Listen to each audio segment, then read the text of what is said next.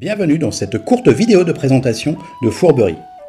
Fourberie est un jeu de plis stratégique dans lequel les joueurs cherchent à remporter le plus de plis possible au cours de 2 manches de 6 tours.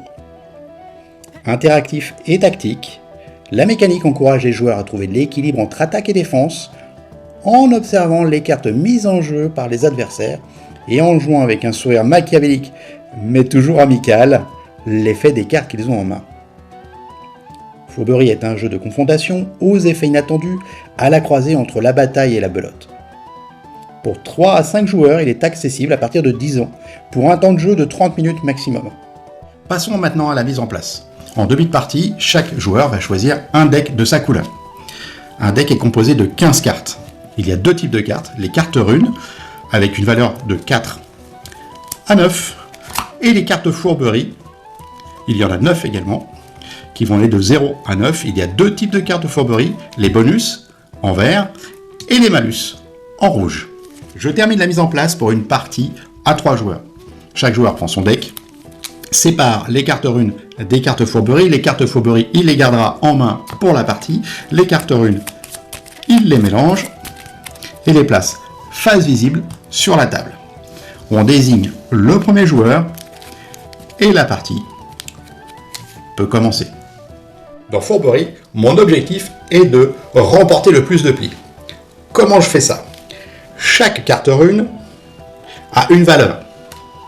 Je vais donc tenter d'avoir la plus forte valeur une fois les effets des cartes Fourberie appliqués. Un tour de jeu se découpe en 3 phases. La première phase est le choix par les joueurs en simultané de la carte Fourberie qu'ils vont jouer.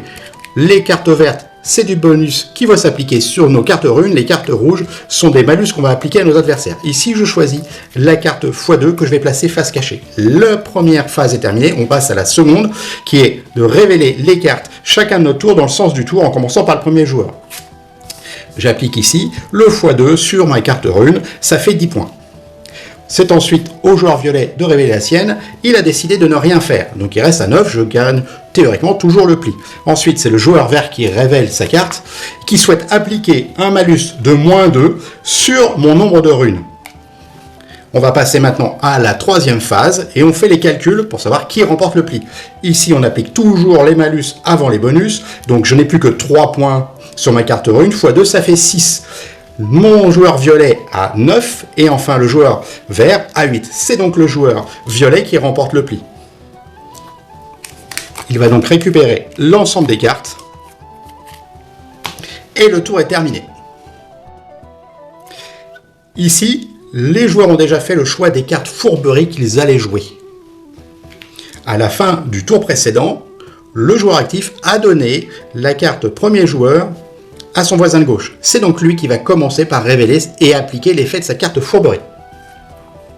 Il révèle -1, qui est un malus qui s'applique à tous les adversaires. Puis c'est au joueur vert de révéler sa carte. Il décide de faire un x2 sur ses runes. Enfin, c'est le joueur rouge qui révèle la sienne, qui souhaite annuler l'effet de la carte -1.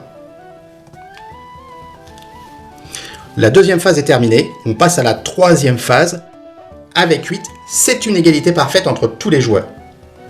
Pour savoir qui remporte le pli, il suffit de regarder quel est le niveau de fourberie des cartes jouées.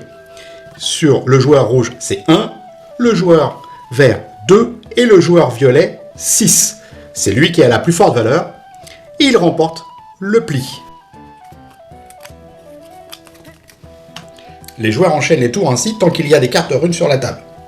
À la fin de la manche, ils totalisent le nombre de plis qu'ils ont réalisés.